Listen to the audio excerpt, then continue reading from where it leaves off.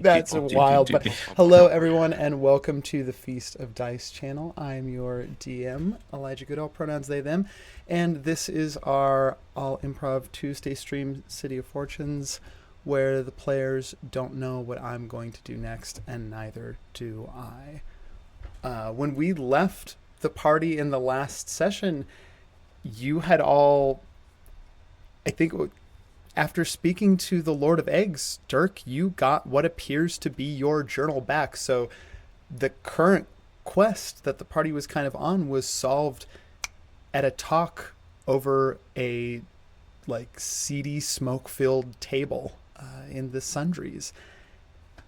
All of you were shown a token or given some sort of promise that the job would be worth your while, and upon taking it on, the group really has its kind of now first official quest that you've all agreed to as a group.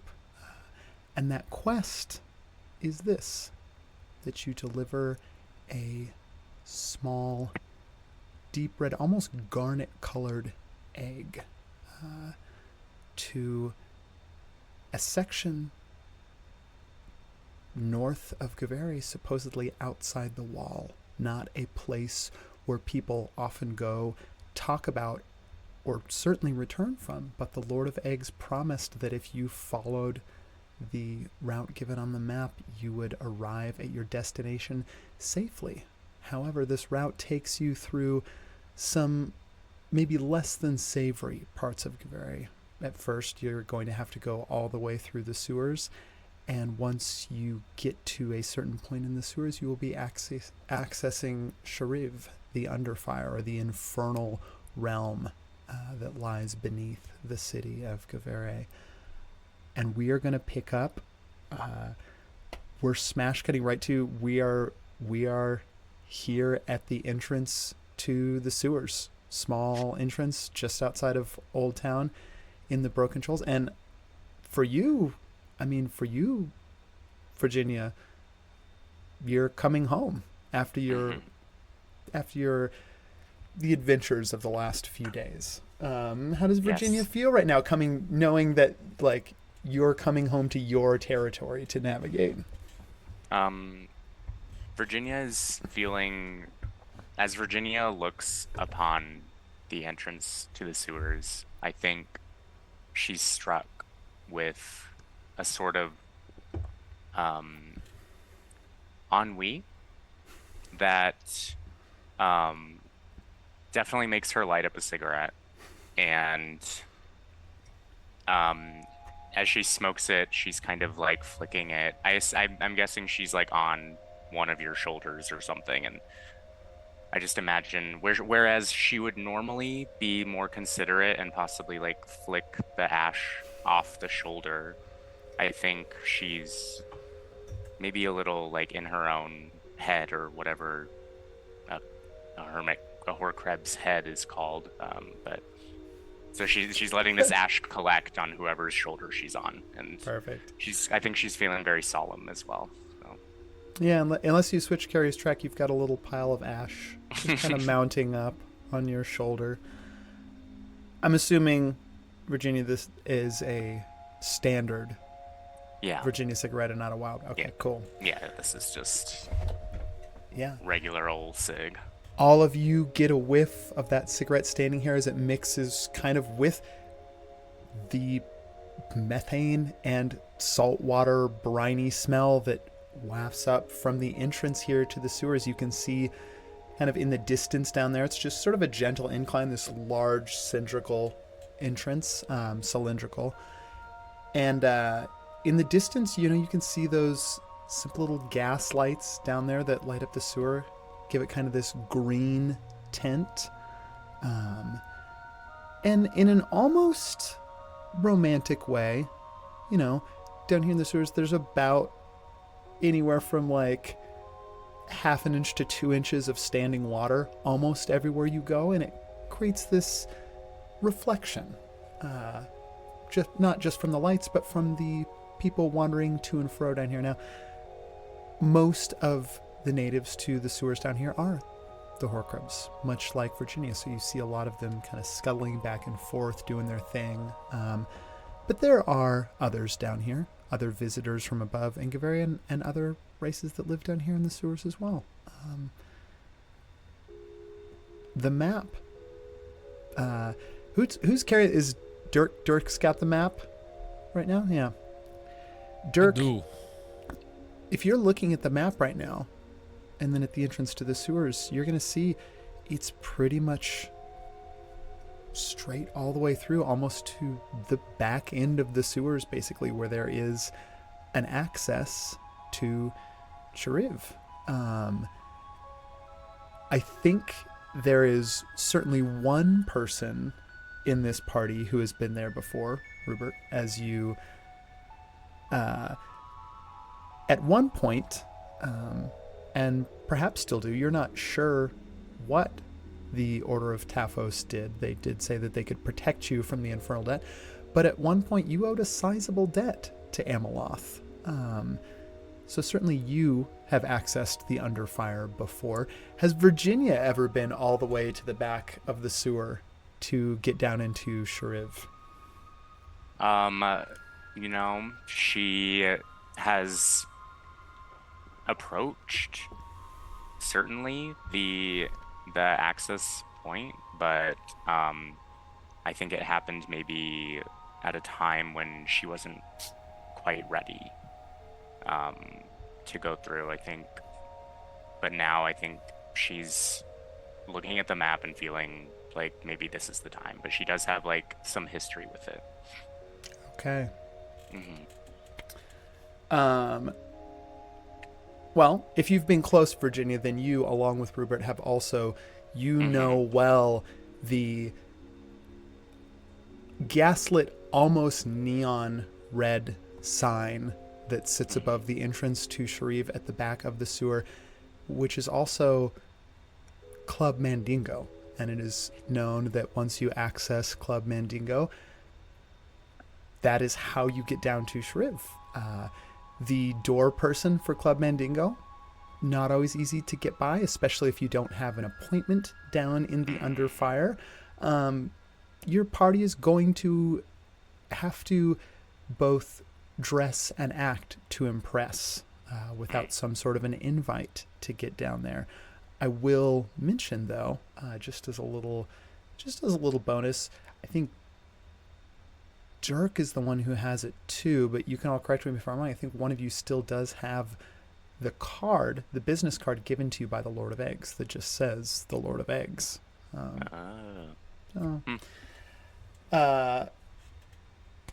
We're picking up as you enter the sewers. Again, you see the kind of residents scurrying about, a few visitors here and there. Pretty close to the entrance of this space is, oh my God, what did we call the tiki bar? The Beached Whale. You can hear kind of just a low roar issuing out of that and reflecting down the streets here in the sewers. What is the party going to get up to? So I haven't done Dirk's voice in like a while. I don't remember it. I know. All right, guys. Yeah. Before we probably die in the infernal burning area of the city. We should probably like stock Mhm. up on supplies, or whatever you need. I think there's some shops around here. But yeah, we should make sure we're good to go. What does everyone think? How's everyone feeling? The Lord of Egg guy was pretty fucking scary, dude. I have a feeling we're probably not gonna just have a really easy path there, and stocking up on supplies might be a good option. Yeah, I could go for some food. You know what? Sure. This rarely happens, but I do not need any cigarette. But I would love a new uh, something for my claws, maybe some claw polish or something. I don't know. I can see that she's probably getting ready for another bloodbath. Yes, I love blood. Maybe I'll get a little vial of blood too. I don't know. All right, please fucking stop with the blood talk. Oh my god.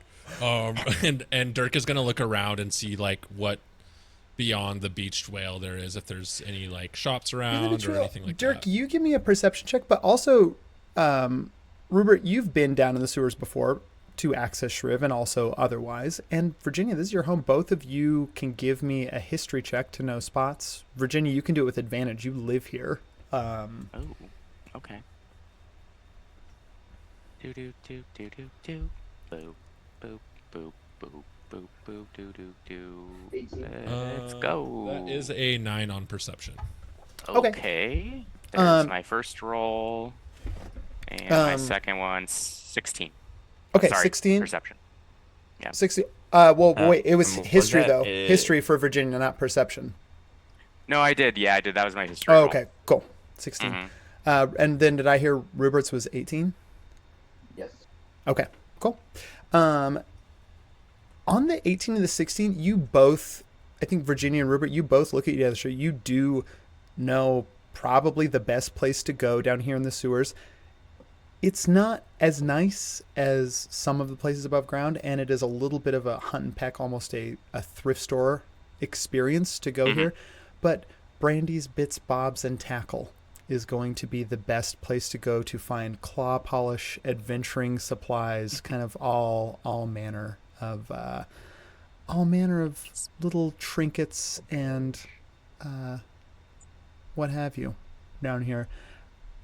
Dirk, on the 9 perception check, you're looking around for someplace.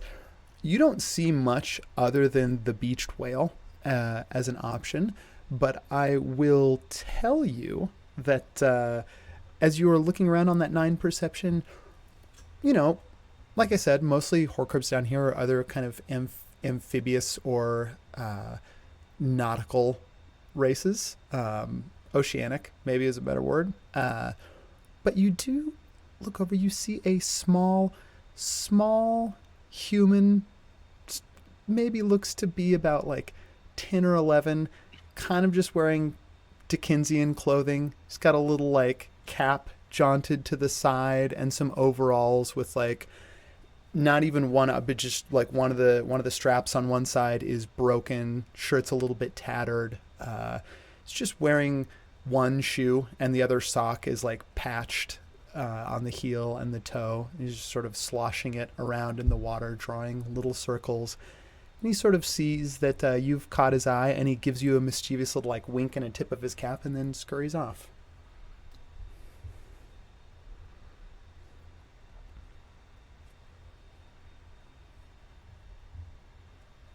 No one see that really fucking poor kid?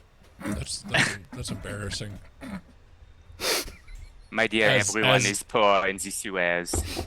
As you, have see to be a Dirk's little like more stitched specific. together jacket and like there's like holes Dirk's under the at knees best of his lower pants. middle class. You know, I actually Dirk, you are think really he's punching probably down just, there. like, I think he's probably just like really trendy. He probably gets like a lot of money from his parents, but he dresses like this to like fit in. I don't know. This could be the case. All you Yeah. of course do weird things, so I just assume it's part of the culture. Yeah, it's called surviving. Does anyone know where we should go? Check in. So, believe it or not, I actually do. There is this general store. I do not. Pardon-moi, I do not remember the name. It changes owners every few years or so. But it's last time I was here in this US, it was called Macy's. And now I don't know what it is called, but I know where it is, so I can take us there. We should all head to the armory, grab some weapons. Cool. All right. Yeah, you guys all, got Macy's here? You all head to Brandy's Bits, Bobs, and Tackle, which, yes, like about 5 years ago used to be a Macy's before Brandy took it over. Takes you about like a 15-minute stroll through the sewer. Dirk, give me one more perception check on your way.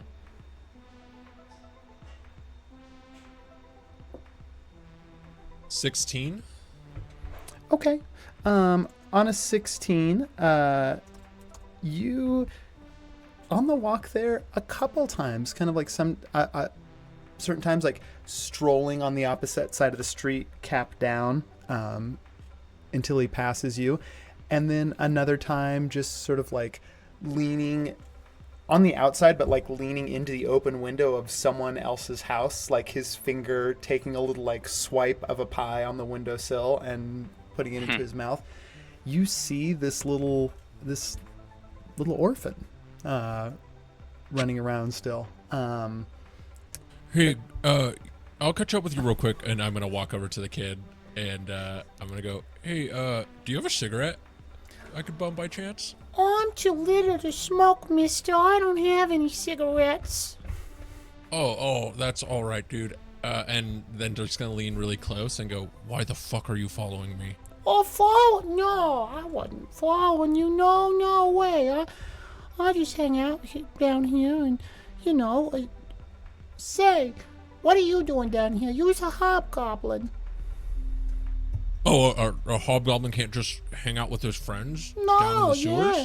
What, a little What are you orphan can't? insinuating, A little dude? orphan just can't hang out in the sewers with his friends? Not without cigarettes, he can't. Wait, Dirk's muted. What do you mean friends, dude? I I've saw you got kicking lots a of fucking friends. puddle earlier. There's my friend right over there. You look up and there's I'm just gonna look. there's just a rat like gnawing on what looks to be like a little teeny tiny bone. I'm sorry, dude. I've had a rough day or it's- no, so. I it's didn't mean to alright. take it out on you. No, it's okay. I'm No big Dirk. deal. What's your name, little dude? Well, my name's Kirby. It's good to meet you, Jerk. Dirk just turns around and walks away because he got his name wrong, and walks into the thrift store. Did he call him Jerk? Derek. Jerk? I heard Jerk. All right. So long, Merle. Cool. You head over to Brandy's Bits, Bobs, and Tackle. What the fuck did I call it? Bro.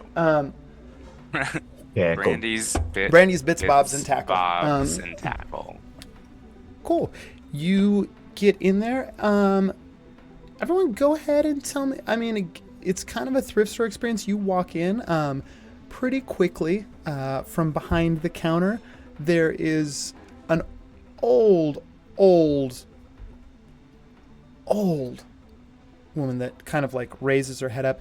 You think maybe Sea Elf, but it's hard to tell. She's got kind of this white bushy hair that like goes out past where, so you can't even really see if there's points of the ears. There's so many wrinkles on her face that it's hard to actually tell where her mouth is. She has this thick pair of Coke bottle glasses. There's also like what might be sort of seaweed stuck in the hair too. It's hard to tell if it's just like discolored hair or if it's actual seaweed. But she looks up from behind the counter. Oh, hello, everyone. Welcome to Brandy's Bits, Bobs, and Tackle. What can I find for you today? Holy shit. Oh, holy shit yourself. You're a big fella. What are you looking for? We were just looking for some food. Well, But just some food. Well, well, you could put me on a plate and eat me up, big fella. I'm not really into escargot, but Oh, escargot. Well, we got some escargot in the back. There's a bale back there. You know, you just fish around in Oh, there. You really? come out, we Okay. weigh it. Um, We charge you by the pound. the pound. It must be in abundance here because it's really hard to get where I'm from. Oh, snails are everywhere now. You see, as she says this, she looks down and kind of like reaches down and fishes, and then like pulls one up and just chucks it towards the back. We got snails everywhere down here, sweetheart. Can Virginia try to catch it, a snail, with her Yeah. mage hand? Yeah. Give me. Oh, it's with your mage hand. Let's call it. Let's call it a little Arcana check. Just give me a Okay. DC 12 Arcana check. 9. 9. You go to each. Oh, better luck next time, eh? Yeah. Maybe I don't think I do. you don't have the legs to be a shortstop. Maybe they'll put you in the outfield or something. Oh my god. Dirk is like, "Hi, Macy's Spaceballs. Miss Ancient being," and he's looking at one of the wrong wrinkles. Thinking about it. And he's like, "I'm looking like for like, I really want like a short bow or like a crossbow or like, like even, do you have like really cool musical instruments? Do you have like a musical instrument section here?" Oh, musical. Oh, sweet. We got the best musical. Wait till you get a load of this thing.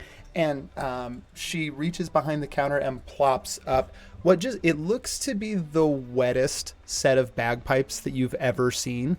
And she Is it a just fish?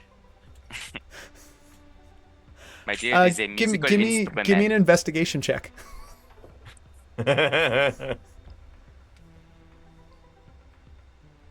12. Dirk, you look at it, and it takes about 10 seconds to find like the pair of eyeballs underneath the things that look like horns. This is definitely a fish. You would almost like swear that you saw it about to like flop off the counter, but she slaps both hands down on it. I don't know if you've ever played one of these, but the sound coming out of them is just absolutely divine. Go ahead, give it a blow. Give it a blow. Do not put your mouth on I that do thing. have songhorn proficiency, so maybe that helps. I'm going to try and play a little tune on it. Yeah, give me a performance check. This is not the Macy's I remember. Oh no, I ran them right out of business. 25. Oh, damn. She's just gonna play it outright. You you tell me like what is Dirk play on this thing? I mean, it does produce sounds a lot like a bagpipe. The penny whistle solo from My Heart Will Go On. Yeah, it sounds like that exactly. You called it. Oh my god. You finish. This is not the first time, Dirk, in the last 48 hours that you have had a performance that has brought people to tears. You finish this with a little like embellishment on the slide as it kind of like, Oh, darling. Oh, it's so lovely. I have to. I just, you have to have it. You have to. It's a little expensive, but I tell you what. You and your friends, you do your shopping here. I give you half off the fish, and if you buy the fish, you know half off anything else. Oh, it's just so, it's so lovely. It reminds me of my yeah. ex-husband. He's probably a fucking dick anyway. So if he's your ex-husband, If Oh, he didn't know what he could hold on to, He ran the orphanage here in the sewers. I was lost at well. God, sea this is so 6 months sad. ago. Dirk this is is- just like, I did not ask for this information. This how is much why do you want don't- for Is the- when this, they- do we need to when they know go this fishing, for our you don't have to do that. transaction? Oh, This you does not seem very relevant. This is very sad, yes, but I don't know.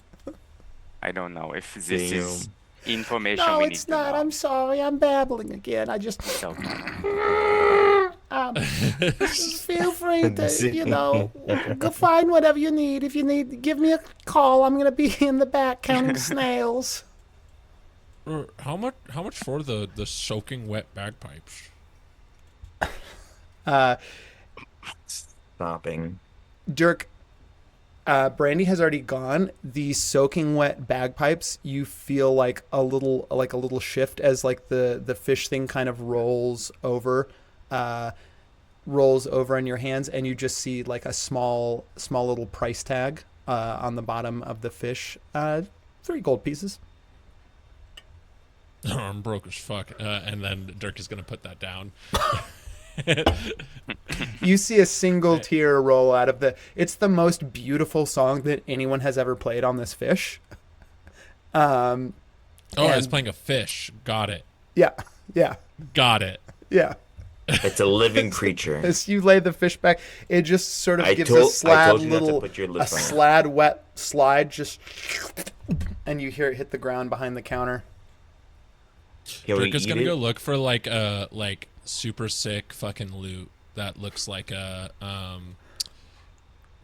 Gibson SG or something like that. Great. Go ahead and you can give me an investigation check for that to try and find one.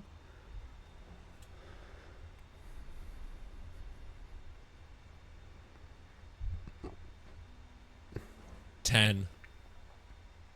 Okay. On a 10, you're looking around and you kind of, it's a mess in here.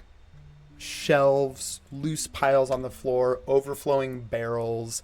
It kind of, if it was maybe just slightly more organized, it might almost have a cozy feel. There's a nice little kind of green, golden, dim lighting in here. And it, you know what? It legitimately, it doesn't smell as strongly as it does outside because there's like old books in here and things like that. And, but it is just a terrible, terrible mess. And as you were kind of making your way to the back, you find a few little, like there's a broken, little like broken spiraling horn here. You find an accordion that the bell, like every time it doesn't make noise, the bellows just make this absolutely awful like squishing sound, and it sounds like there's maybe quite a bit of sand stuck in the bellows too. But as you get to the back, you start to hear just an absolutely ripping solo. It sounds like an acoustic version of Master of Puppets, just wailing out of the back here. And as you round the corner, you see a little room. Looks like it might be a room specifically for trying out instruments and things like that. And there is Kirby back there. He's got a little double neck lute, and you see him just tapping, like Are there one drums in foot there? up on a barrel. There's some barrels and stuff. I'm sorry. Okay. Did I hear Kirby? Kirby, yes. Kirby. I'm gonna Like, start playing The drums round pink thing? on the yeah, he's just sucking everything, dude. and also the orphan, but yes. Cool. You go back there and start. Give me one more performance check. 32. The things I'm proficient in are a lute, a song, actually like all instruments basically. Yeah.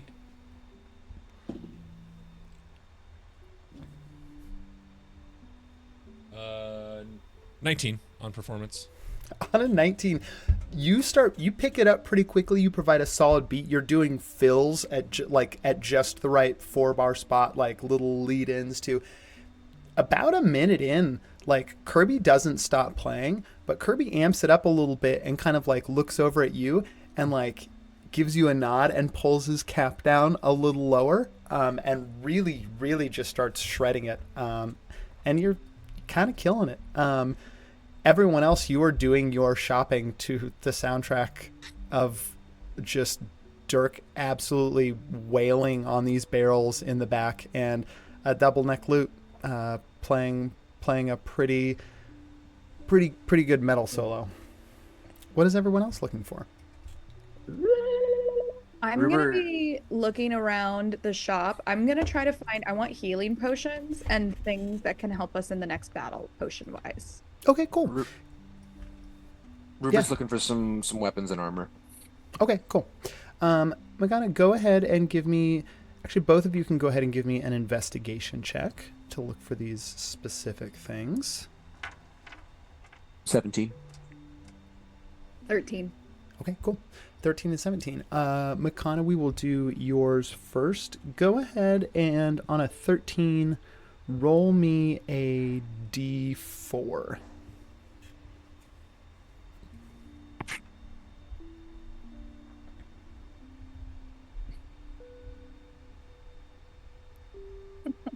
One. Okay. On a Damn. 1, you find 4 healing potions. They're all just basic little cure. So it's, you drink them. It's 1d8 plus 1. Restores 1d8 plus 1 hit points. And you find 4 of them. You look on the bottom. They are marked 5 gold apiece. Gold apiece. Is there any way I can do sleight of hand to see if I can steal them? Wow.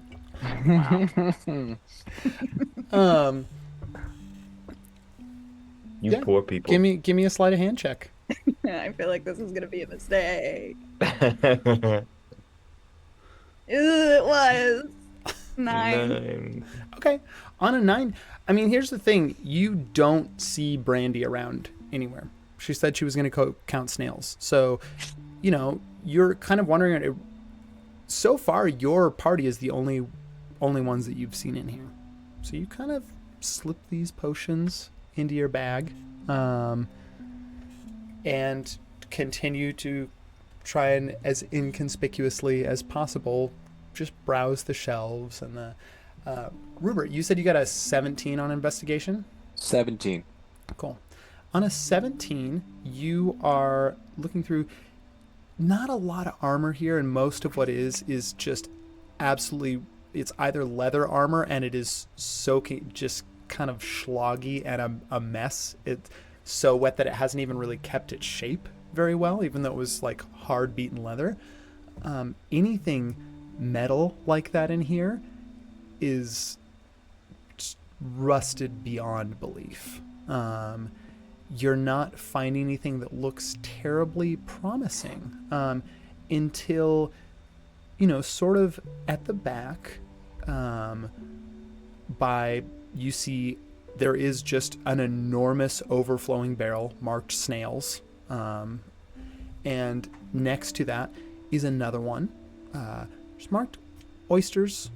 And the barrel is empty, but you see that there is a small little just wooden handled, what looks to be almost like an oyster shucking knife, pretty small blade on it. It comes to a sharp kind of teardrop point, and simple wooden handle stuck into the barrel. But there is something, the blade seems exceptionally sharp and well made for just a humble oyster shucker.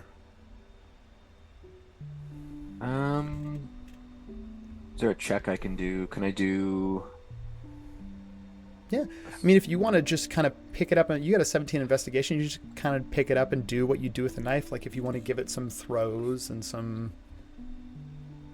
Rupert's gonna take it and just throw it across the room and try to see how well it sticks into the wall. How sharp is this knife? How fast can I throw it? Yeah. Give me an attack roll. So it's just a dexterity based one. So your proficiency bonus, I think 2 at this level, plus your dexterity modifier, and then a d20.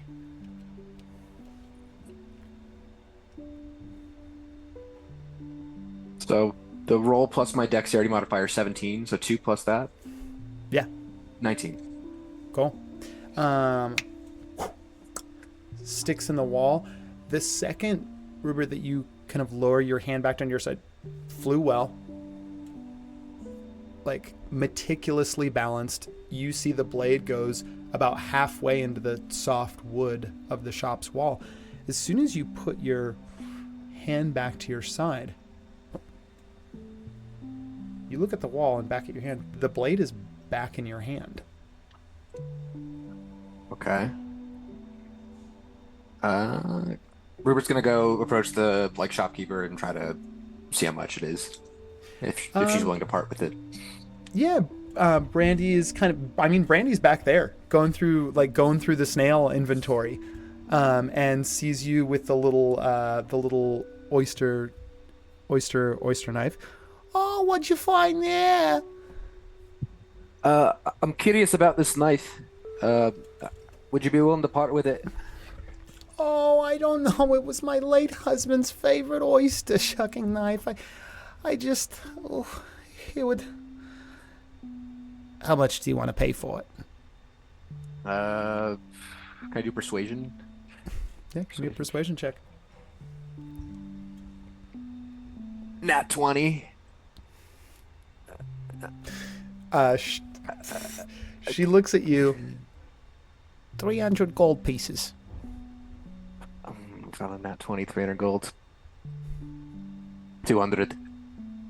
100. Final offer. Bet.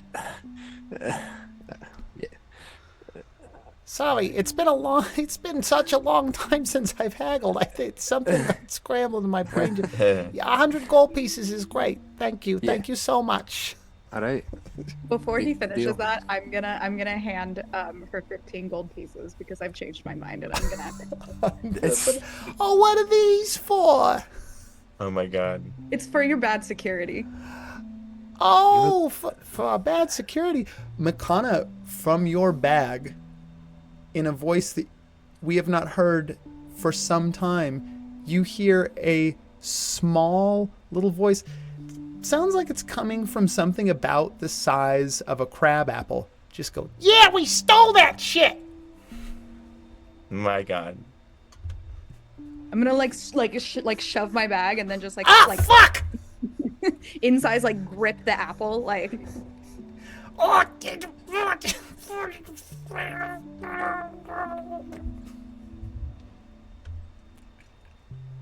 what's that in your bag, dear? It was me proving a test that you need to not walk away from customers, and then I'm gonna show her the stuff, but then I'm just gonna pay her 20 gold instead. Oh, bless your heart. This'll work.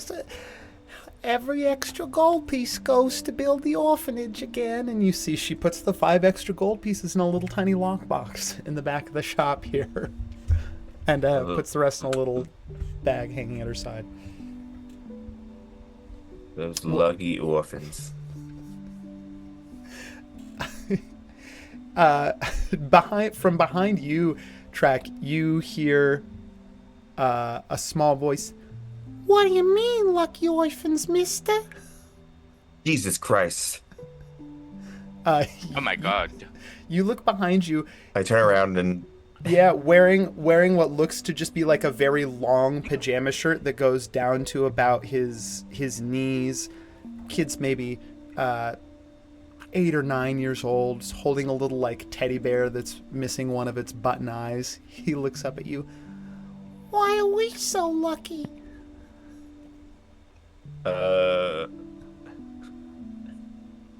because you don't have to deal with parents, and they're the worst. Oh, they're the worst.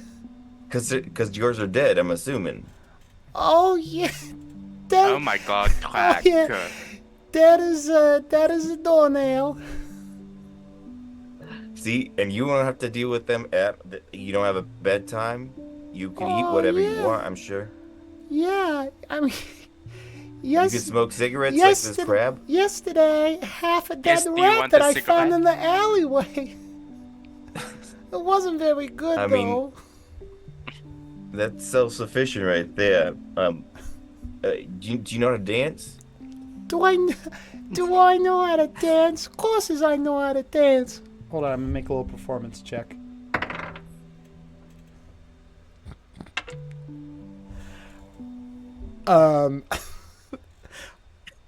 You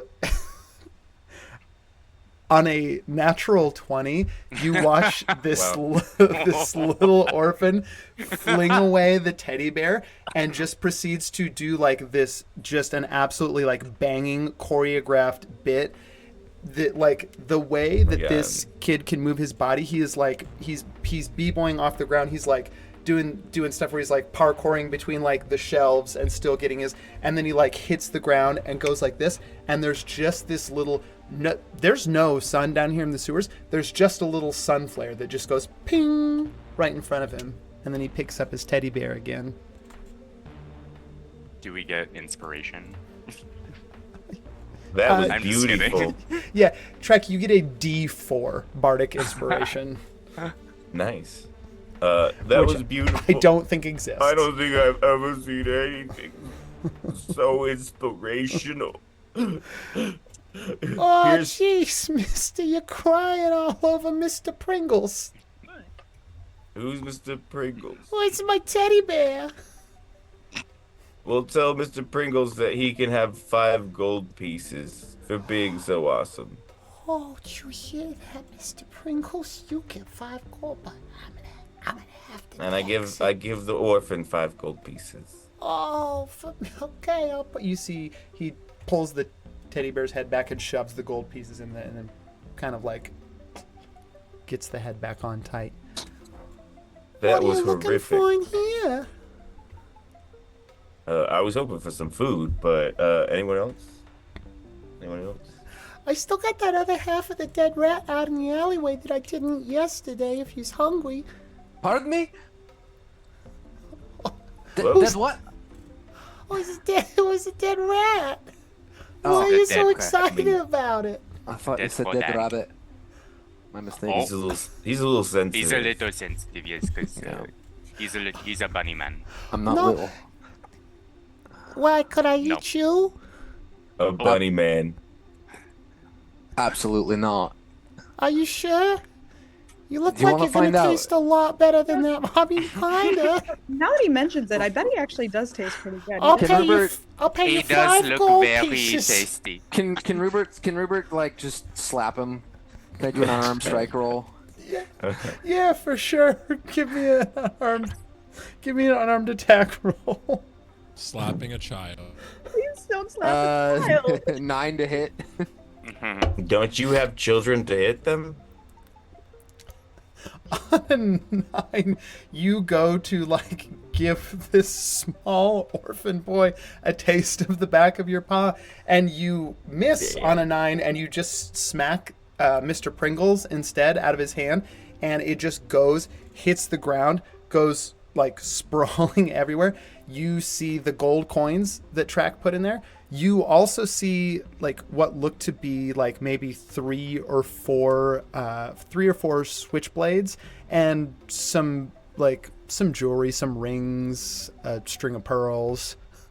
Oh, Mr. Pringles! Oh no! Do you think I could eat him? Oh. I can't.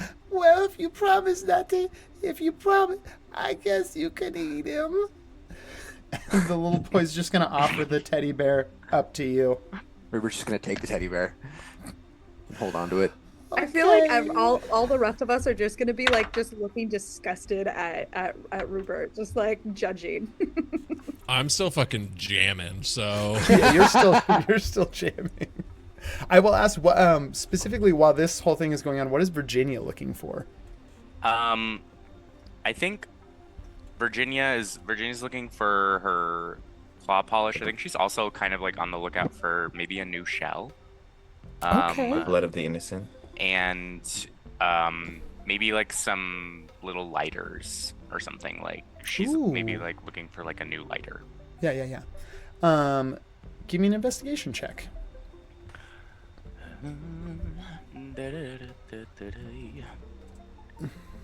Ooh. Oh wait. Oh, 20, but not natural. Okay. On a 20, you are looking. You don't find like a new shell down here. I mean, you don't find a new shell down here. You certainly find things that could serve as shells. You're a Horcrux, but the shell that you have now, is pretty nice. Okay. I mean, it's got that nice little like spiral to it. This nice little button up in the back end. It's still got a good, even after all these years, Brandy's still got a very nice opaline sheen to the interior. It's kind of got that mother of pearl thing going on. What I will say on that is that as you are looking, you find it's kind of up near the counter. There's a little display case of like different sort of books of matches and things like that. And you do find this little arcane, looks to be like a little lighter. It's gold, about so big. You can see the little, like, you can feel it's still got some fuel in the reservoir, and it's got these little cogs. A lighter itself, pretty simple device. So, but you gotta Can she pick it up. try it? Can she like test it with her mage hand a little bit, or like however? Yeah, you go to test it with your mage hand. Just lights it right up. Cool. Give I will say this actually. Give on your 20 investigation. You go to light it with your mage hand. When you go to put the mage hand away, like you feel, give me a little Arcana check. 8. Okay. On an 8, here's what you do get is that you feel like as you go to sort of disapparate your mage hand, you get the sense that if you didn't set the lighter down, the mage hand could just, as it disapparates, the lighter could go with it. It's made of the right kind of material that the lighter could go with it, and when the mage hand reappears again, it could appear with the lighter if you wanted it to appear with the lighter. So it's almost like this lighter that can apparate and disapparate when you want it to with your mage hand. Does this mean that she can steal it like really easily or something? That Or is is- possible. I will say you go to like look to just see, a lot of the things in here are tagged with a price. You go to look at the bottom. You don't see a price on it. What you do see is a small little engraving, like a little personalization written on the bottom. And it just says, Brandy, you're a fine woman, but my life, my love is the sea. And there's just a little set of initials that just say EW on the bottom. Aw. There's a port in the western bay. And the ships are there. Wow. So she like basically found like some Brandy's gifted lighter or something. Looks like it. Well, I think she's gonna steal it. Okay. Anyway. Yeah. I mean, Well, you for don't even now, have to maybe make a unless sleight of something hand check. happens, yeah. Like it can Okay. disapparate with the mage She's hand, so gonna disapparate. it's She's- gone. Yeah. Yeah. Okay. So like every time that Virginia now uses the mage hand, unless she drops from this point on, unless she like drops the lighter somewhere with the mage hand, like the next time she uses the mage hand, the It lighter can't. is. You can make it appear with the lighter, or make it appear without the lighter, whatever Oh, you okay. wanted. But like, yeah. So it won't Okay. always appear with it, but if you want the lighter, your Okay. mage hand can appear with the lighter. Gotcha. you know. Cool. Okay. Yeah. Awesome. I complete track. What was Track looking for something? Yeah. I was looking for food. Food. That's right. I mean, are you still interested in the snails? There is that big barrel of snails in the back. Oh yeah, I mean, if there's nothing else to eat, Track will put anything in his mouth. Right. Yeah, you go back and weigh out. I mean, how many pounds of snails you want? Let's go for 10 pounds. 10 pounds of Jesus. Brandy's back there. You would 10 carry- pounds, all right. She Yeah, pulls out a got this. big old gunny sack and just starts loading it up with scoops of snails. Now you're gonna want to make sure you don't. You want to make sure you don't get any salt in the bag, doll, or it's just gonna be an absolute shit fest in here. So you're saying they're full of shit? Oh, I mean, pretty famously, a gastropod is just one long intestinal tract. Would you say that's kind of like a tentacle? I mean, it's not like a tentacle. All right, I'm sold. Can I just suck him out of the shell? Oh, that's the best way. Track. Yeah, pretty good. Honestly, salty, chewy. Yeah. Not bad. Salty, chewy. Yeah. A 10-pound bag of snails, run you 5 gold pieces. All right, there you go. 5 gold pieces. And you've now got a 10-pound bag of snails.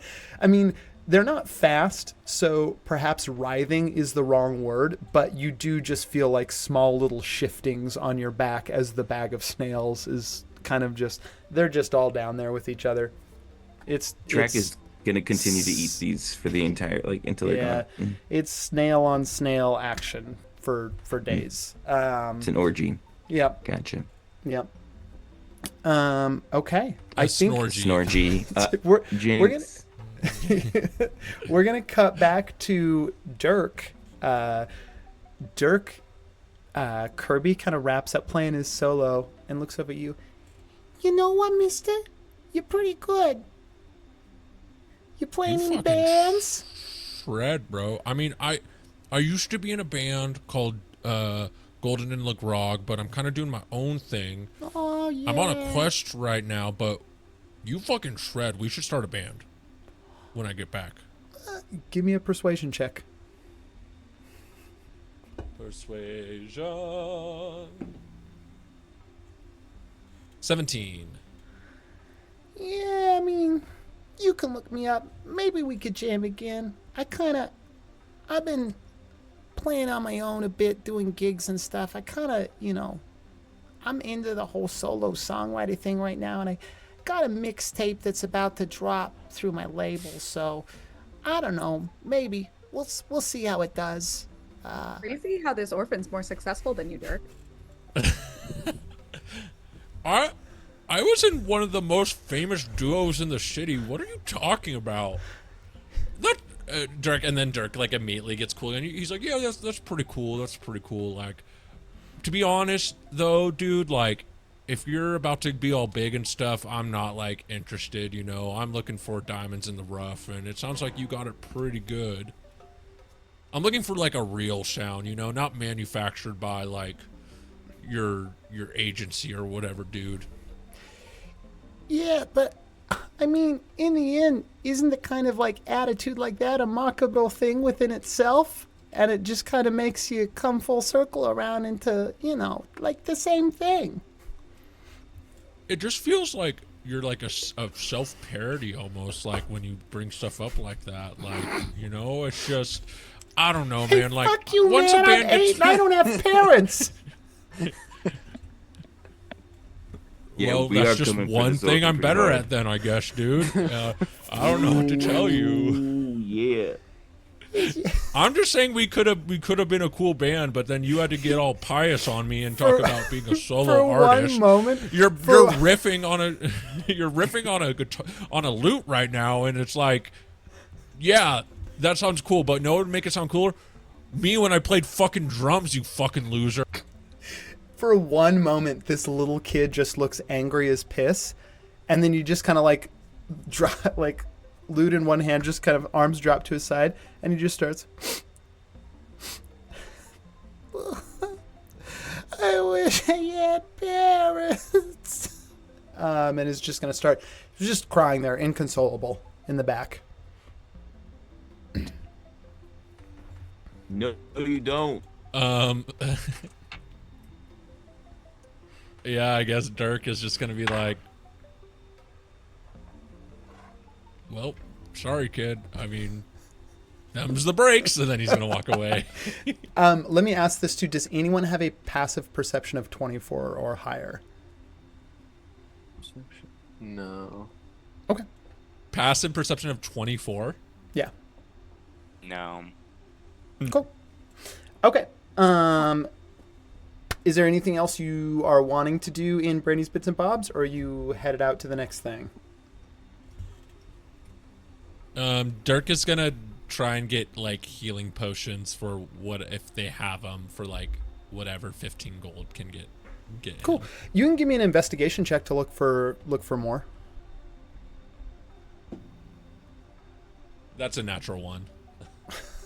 Cool. On a natural one, you find a healing potion near the back that, like, it's instead of being in more of like a bottle, it's kind of just in this long, clear vial, and it is just this beautiful, translucent pink color. Smells a little bit like bubble gum. But definitely a healing potion. Sick. Spend all my money on it. Cool. Price runs 3 gold. Okay, I'll buy it. Awesome. Cool. If no one else is looking for anything else, take the gold. You've got the 10-pound bag of snails that Makana, you paid the 20 for. Rupert, you paid the 100 for the oyster shucker knife. Dirk, what did I just say yours was? 3 gold? 3 gold. I will say there is a price on the loot. The double neck loot that Kirby was playing, 150 gold. I'm gonna walk back, and if he's still crying, I'm gonna rip it out of his hand and be like, "Give me that." And I'm gonna walk up. To. He's still standing there crying. Yes. Yeah. I'm gonna walk up and be like, "Hey, Miss Lady, if I play you like a sick tune, could I get like a discount on this thing? It's the double necked loot, right?" Yeah. Oh shit! Yeah. If it's anything as good as that solo that you did on the fish pipes over there, I'd love to hear it. Let's go. Okay, I'm gonna roll a performance check.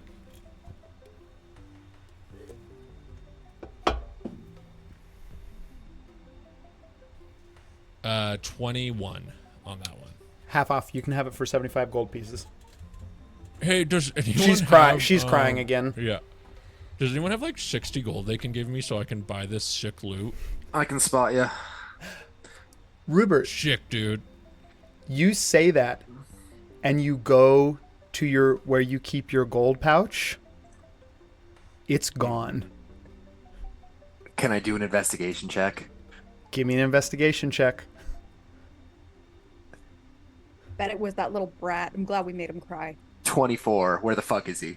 On a 24, both the orphans that were in here are gone. The Mr. Pringles has been left behind. The not like right where you left them on the floor. It's all there. Orphans gone. On a 24 investigation, like if you're leaving the shop, I would give you good odds on a survival check to track them down. Not one. They're fucking. God damn it. Yeah. You walk outside the shop immediately. So you walk outside the shop like a horse-drawn buggy goes by with a Horcrux who's like wearing a top hat and like clacking and just like sprays mud in your face and you lose any like get lost. Yeah, whatever the track, like you're not tracking him outside this store.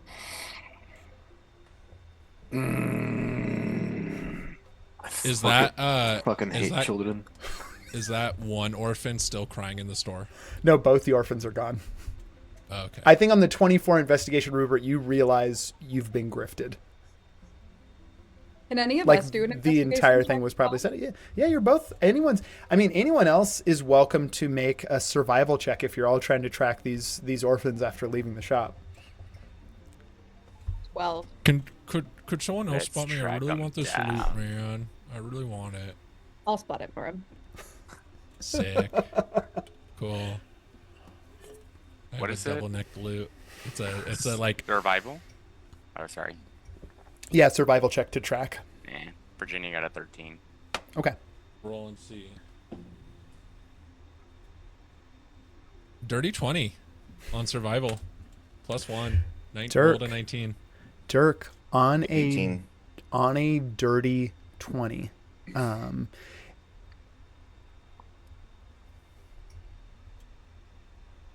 You are like outside your cut. You as you're all exiting the shop, and Rupert's just kind of like out there. The mud has just been sprayed in his face from the carriage that has gone by. Dirk, you look and you see just a single little gold piece lying there in the gutter.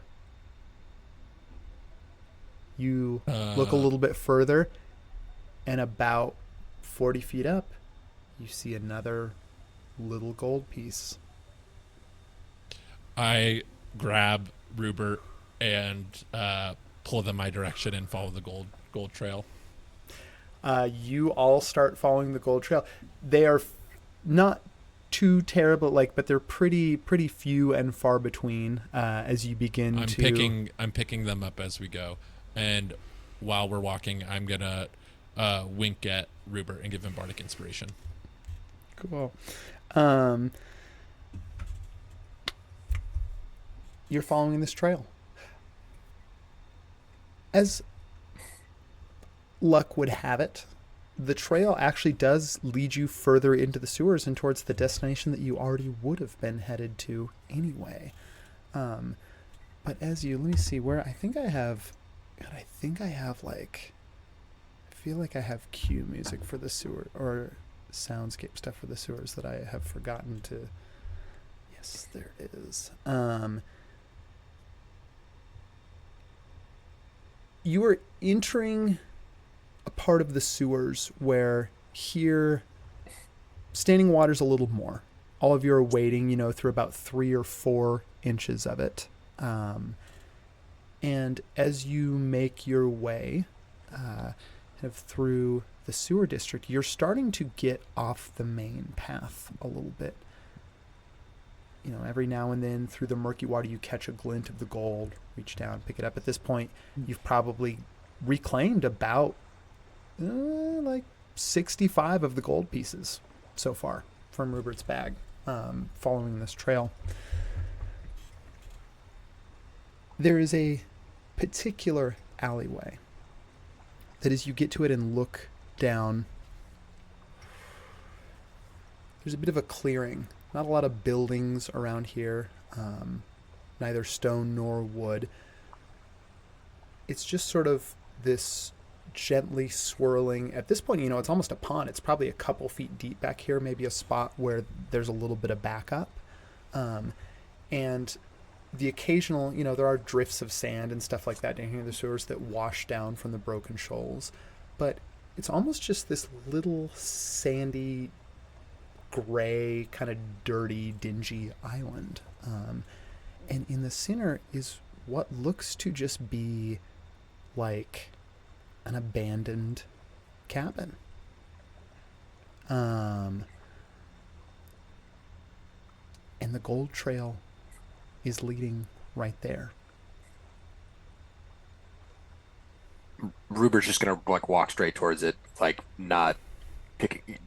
He wants his gold back, and now, whatever ominous thing might be in there waiting for him, he's just seeing red at this point. He wants his gold. Cool. You head up to it. Are you just kicking in the door? Yeah. Cool. Yeah, Rupert's gonna kick in the door. Yeah, you go to kick the door. The door, you don't even have to give me a check. It is almost rotted off its hinges. You give it a kick and it almost makes a wet sound in the doorway as you kick it back. You are looking at kind of one big empty space, what looks to be a couple ratty beds over in the corner, a big table in the middle, a very humble and rusted wooden stove over in the far corner that has a chimney that just sort of goes up and then at an angle and sticks out a large hole that someone's just kind of carved into the side of the cabin.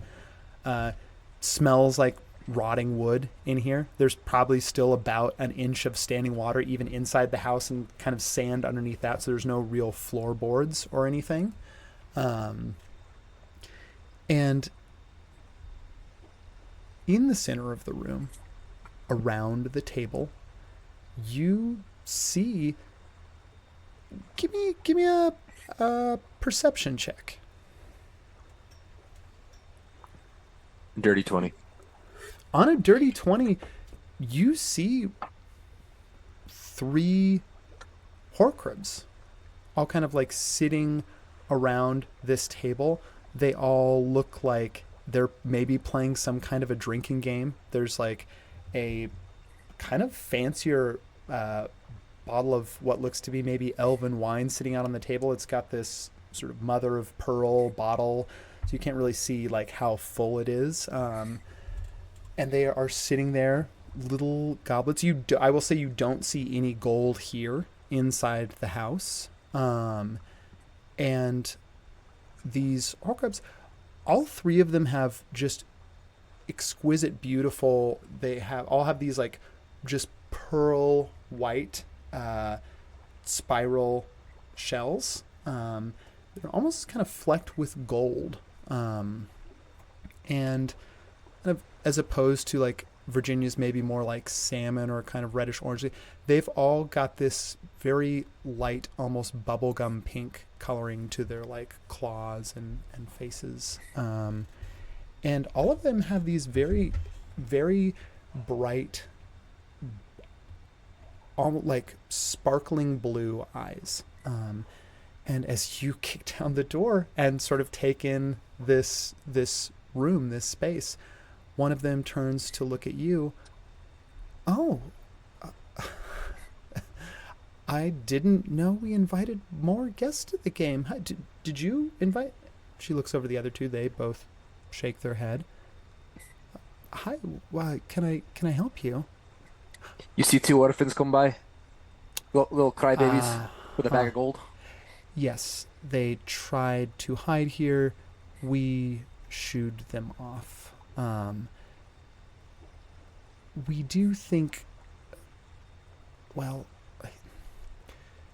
we think that sometimes maybe they sleep here, and which is fair. It's, it's not anyone's house. We come here to drink and play cards. So this is kind of like our thing, our spot. We've been coming here for a long time. We think maybe they're sleeping here. You're welcome to look around the room if you think they stashed something here. Investigation check. Yeah, give me an investigation. I think at this point everyone else is caught up, so you're all here in the cabin too. Oh, hello everyone! Wow, so what game are you playing? We should have brought a couple more decks of cards. Oh, well, have you ever played?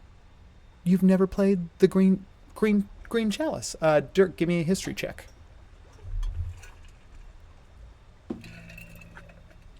18.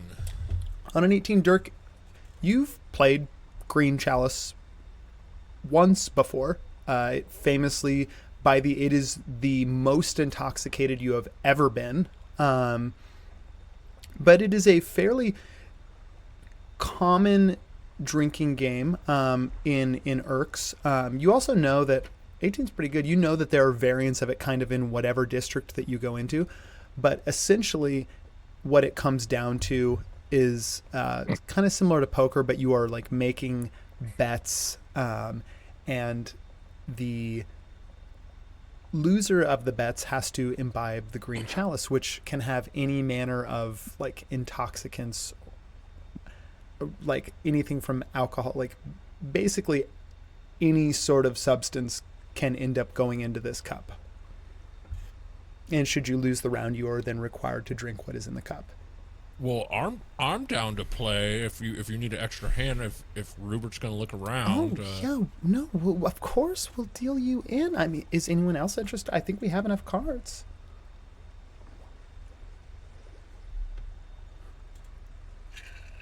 Virginia wants to play too. Does she like recognize these Horcrux at all, or know like why they're all in the same regalia? Or Virginia, give me a perception check. Okay. Ooh, 6. Okay, on a 6, I think now that you're all in this space too, I need all of you to give me a wisdom saving throw.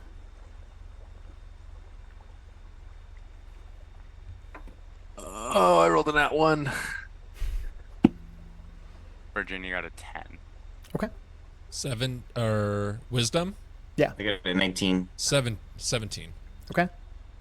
Let me see if I can roll for Makana through this sheet. Might be able to.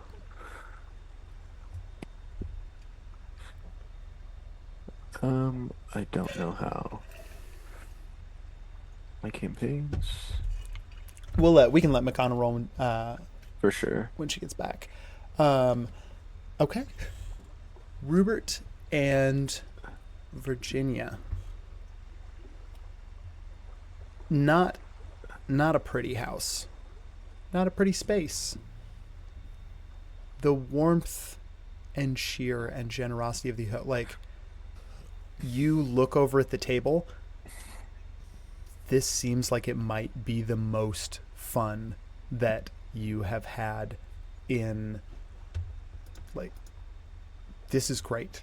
It feels like it has all the potential of, like, it's going to be an amazing night, even if you can't find the gold.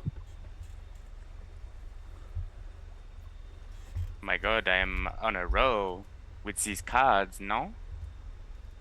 Or these dice, or whatever this game is. I just love playing It this game seems so good. much. Yeah, Virginia, you don't remember. You've already been dealt a hand and you're sitting down at the table. Like, you're sitting down playing already at the table. I- Makana, give me a wisdom save as you're entering the cabin. Track also sits down at this table to play, not knowing how to play, but he's totally confident about being able to figure it out. Did you say 8 or 18? 8. Okay. On an 8, Makana, nothing so far on this adventure has been as much your vibe as sitting at this table with these ladies, smoking, playing cards, like whatever is getting poured in. This is your thing, and it's fucking awesome. Hell yeah. You know how to play Green Chalice. You have played Green Chalice, but it's pretty quick for you to pick up, like, the house rules or the district rules of, like, how they play it here in the sewers. Track, go ahead and give me just a little intelligence check to see how easy this game is to pick up for you. So just D20 plus your intelligence modifier. I'm not very smart. Oh no, don't say that about yourself. You're doing great. You're doing great. I would not bet on this hand. I would fold. I would fold if I were you. All right, I got a 10. 10. Track, with a little bit of help from your new friends, you're able to pick this up, and it's a fun game. I'm going to have everyone go ahead and give me. This is going to be like one more little intelligence check too, or we'll call it a wisdom check, just to see how well everyone does in this game. So everyone, just give me a D20 roll plus your wisdom modifier. 7. Did I fail that saving throw on a 17?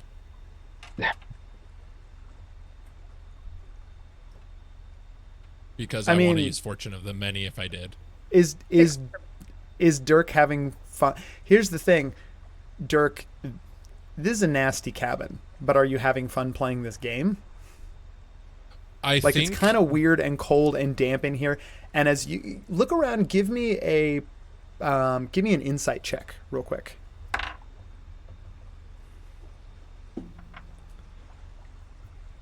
nine on insight. Okay. With a 9 on insight, like, everyone else seems to be having a really good time. Not unreasonably so, but, like, maybe they're having a better time than you. Except for, like, you keep making eye contact with Track, who's just, like, trying hard to pick up this game. And that seems to be where most of his focus is. But yeah, I mean, does Dirk want to get out of here? I think Dirk is like seeing everyone have fun, and like something's like the sewer is gross. Oh yeah. And things are ran down here. But these, for some reason at this table, there are 2 whore crabs that look immaculate. 3 that actually. are 3. Yeah, 3, yes. 3 that Four, look immaculate. 4 if you're counting Virginia. Yeah. 4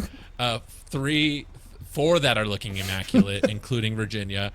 And, just 4 stone cold stunner crabs. Like, something's not adding up to Dirk for some reason in this situation.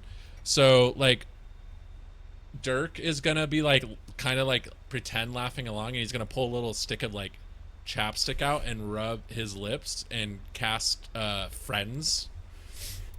Or no, actually, I'm not gonna do that. I'm going to cast Charm Person on the. Would that apply to Horcrux? Are they technically humanoids? They're like sentient beings. Yeah. Okay, so I'm gonna. What's the?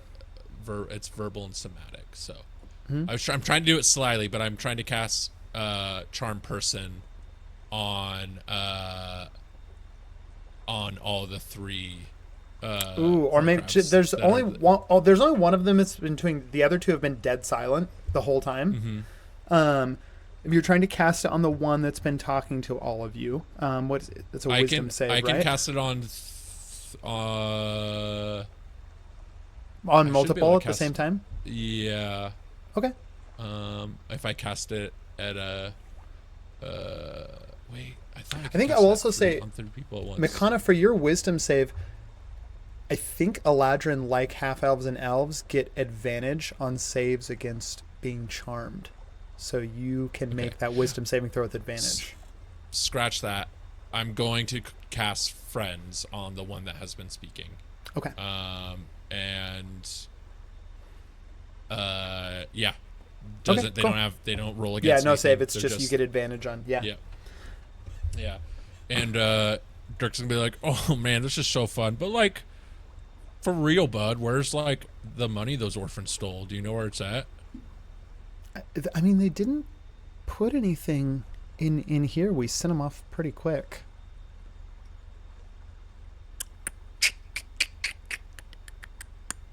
I thought that would work. It did not. My throw is a 22. Okay. On a 22. I mean, I guess you tell me now instead of me telling you. Is this Makana's vibe? If it was anywhere but the sewer, it would be. But Okay. But it's sewer, and I Yeah, hate the sewer. You're acutely aware of, like, I mean, Virginia and Rubert seem to be having, like, Rubert has sort of forgotten the investigation entirely and is sitting down now, playing cards at the table. Let's go back to those wisdom checks real quick. Track had an 8. Does everyone else remember or have theirs, or make them if you haven't? Virginia had 14. Okay, 8, I didn't 14. make mine.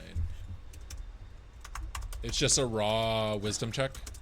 Yep. For sure, I'll get it. 18.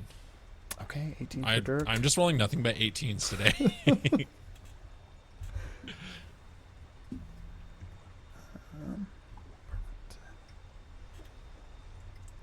And then let's see. The only what 2 don't I have? I don't.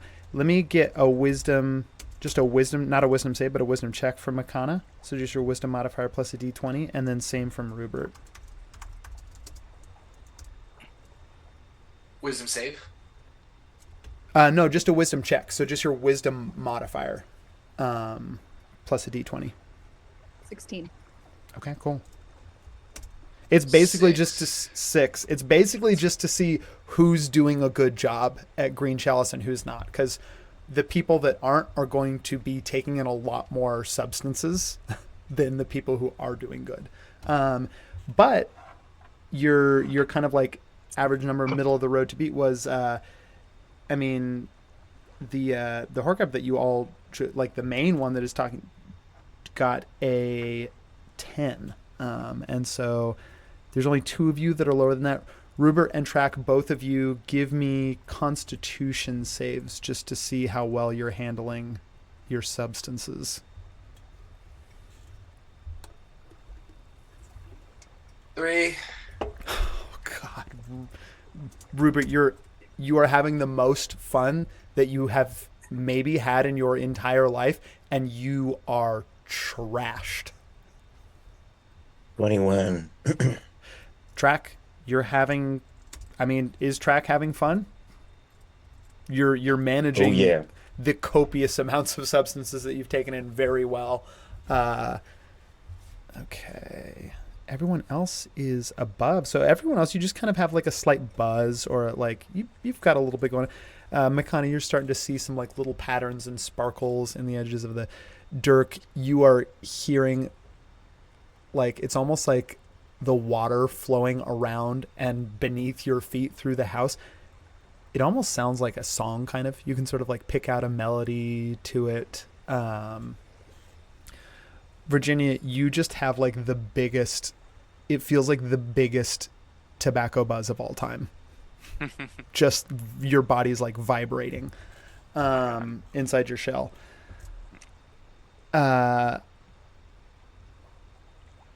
The kind of the lead Horcrux that invited you in is going to look around the table. You know, you've been here for about 30-40 minutes, played more than a few rounds. Is anyone interested in continuing, or you know, we could up the ante a little bit if it's getting a little stale. I'm interested in finding those orphans and yes, the orphans. Well, skinning them. You're not looking great. There's a chance that the orphans will be back tonight. You could always take a nap in the bed over there and wait for them to get back. Do you have any sharp weapons lying around? Sleep it off. Sharp weapons. I'm afraid all I have are all these. And the other two Horcruxes, also without saying a thing, just raised their claws and. I see where you're going with this. All right, I'll hold them down, and when they come in, you just like get them right in the throat. Oh, so we're helping you. Okay. Well, I tell you what, I'll play you for it. If you can beat us all in this last round of Green Chalice, then we will help you with your whole orphan situation and getting your gold back. How does that sound? It sounds like a bet. Okay, great. Dirk's gonna look at Rupert and go, "You got this, bud," and he's gonna wink again to give him Bardic because it's been more than 10 minutes. Rupert's just gonna burp at him. Okay, Rupert, I'm going to say at this point, you are going to make another one of those wisdom checks that you just add your wisdom modifier, but you are making it at this point with disadvantage. But you do have that Bardic. So give me one more check. Wisdom check. Let's see. I will tell you what you are trying to beat. You are trying to get an 11 or higher. All right, my lowest one was 15 without Bardic, so 19. Okay. You win the next it's a full, like, all three of the Horcruxes, they drink, like, they all have to split the chalice. Okay, so it looks like we're helping you. I mean, so we all just want to wait here for the orphans to come back, or Why are you so sure that these little orphans are going to come back? I know you said that they come here every night, but do you have any proof? Oh, that they come. I mean, well, ask the other Horcrux. We don't use beds, so. No, it is true. We just suck our bodies back into our shell Back in and our shells, just built in. Yes, and it feels so lovely, Mikana. You should try it sometime if you ever find yourself in a little shell. I feel like Virginia's feeling so good that she might try to like smoke one of her wild magic cigarettes. Yeah. You've lighted up. Go ahead and roll on the. I've got the wild magic chart, the 5e one right here. Go ahead and give me Go ahead and give me a roll. D100. Okay. A D100. Let's see.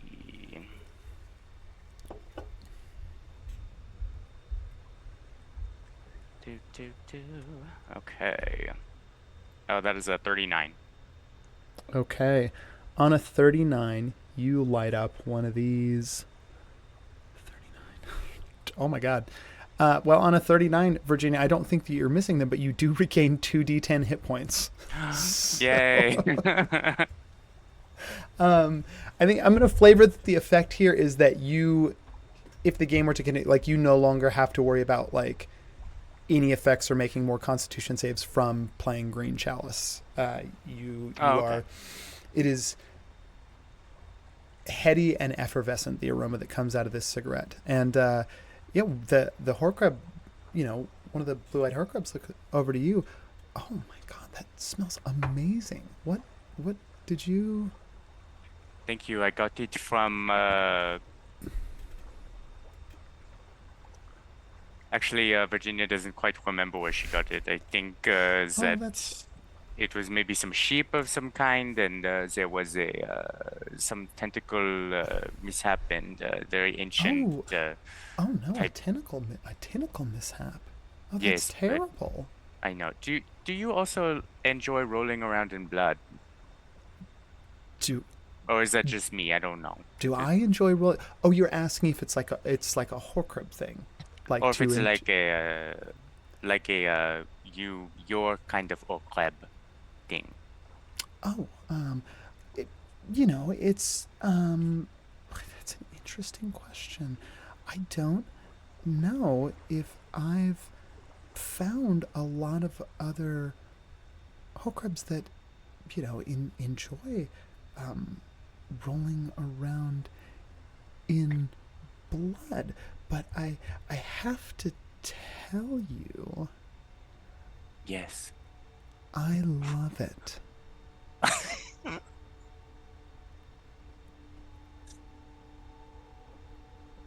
Virginia makes some sort of check or something. I don't know. She feels something. She's Give me feeling an something. yeah, give me an insight check. Okay. 8. On an 8, the thing that you said, I mean, this Horcrux is being genuine with you. You see a moment of connection Wow. as she looks deep into your eyes. And give me one more wisdom save, Virginia. Okay, come on. Virginia's rolling low tonight. 14. On a 14, Virginia, you're feeling a real connection right now. And as this Horcrux starts to kind of like, you know, move her body onto the table, and, you know, a few of those legs are up on there now, and she's getting closer. Gosh, you're thinking about it. It hasn't always been easy for you to make connections with other Horcruxes. And this is going really well. This is maybe one of the best connections you've had with your own kind in a long time.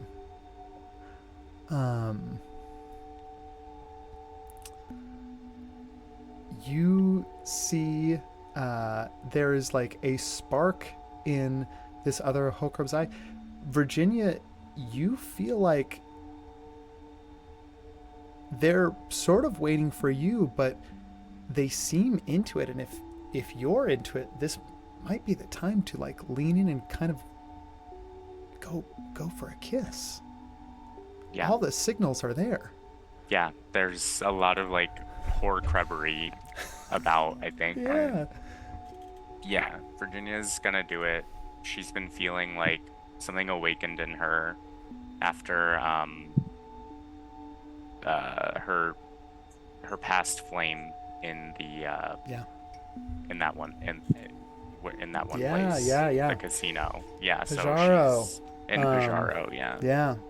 So I think she's gonna lean in or extend out of her shell a little bit, whatever Okay. whatever they do. Lock So mandibles. You see those little like hermit crab pedipalps heading towards you. Oh, perfect. That's great. I'm gonna move that one to, I think, Sean. Did we lose track? Yeah. Okay. Hold on.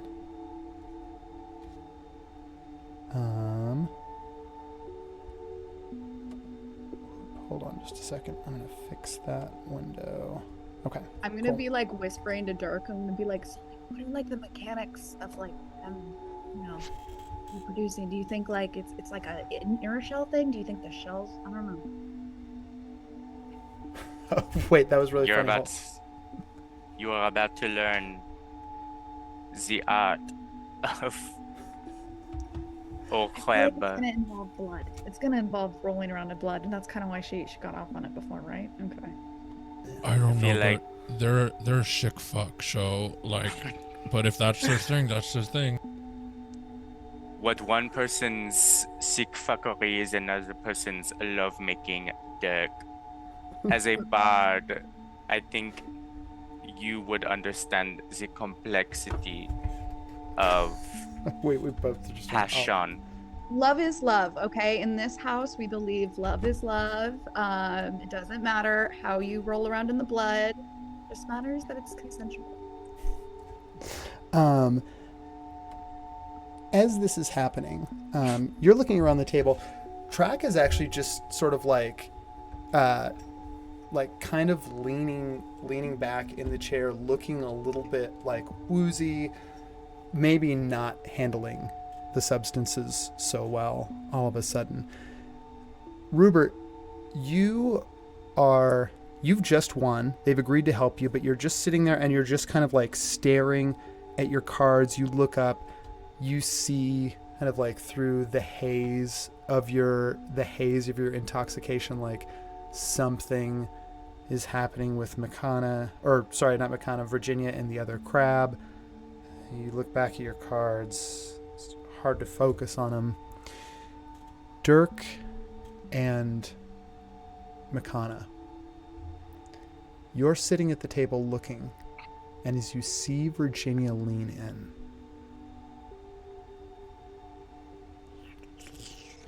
you begin to see a rippling in the other Horcrux. And what was once this beautiful, spiraling pearl white shell with little golden flecks, they begin to unwind.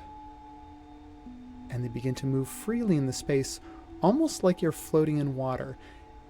And it takes you a second to realize. Tentacles? And as they fully reverse and begin to open up on the other side, you see the eyes of the Horcrux roll back to the sides. The pedipalps change to form more of a sharp beak. Either one of you in this moment can give me a nature check.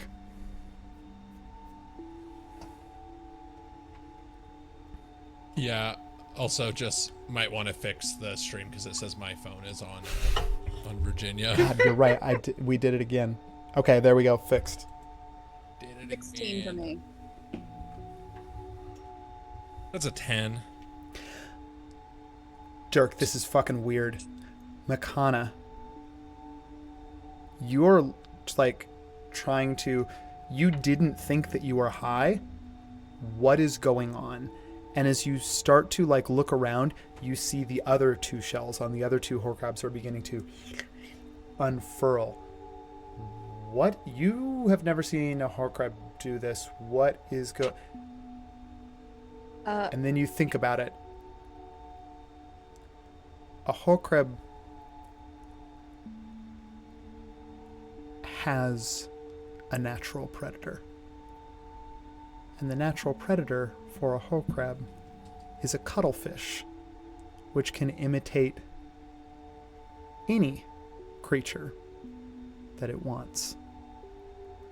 And you see Virginia going in for a kiss on what is clearly a cuttlefish that is about to envelop her entire body into itself. Can I like run over and try to grab her? I want everyone except for Virginia. Well, no, I guess Virginia too. But currently Virginia you're under condition. Everyone roll initiative for me.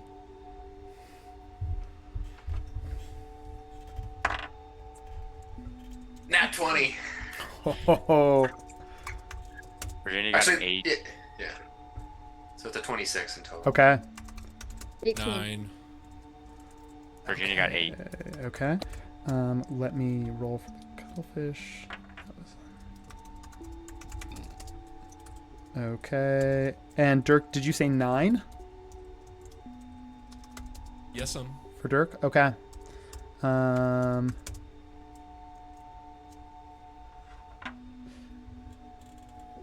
As this is happening and you're seeing this go down, Track's chair starts to lean back and it looks like they're about to sneeze and then they disappear.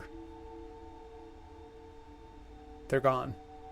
Where did our himbo go?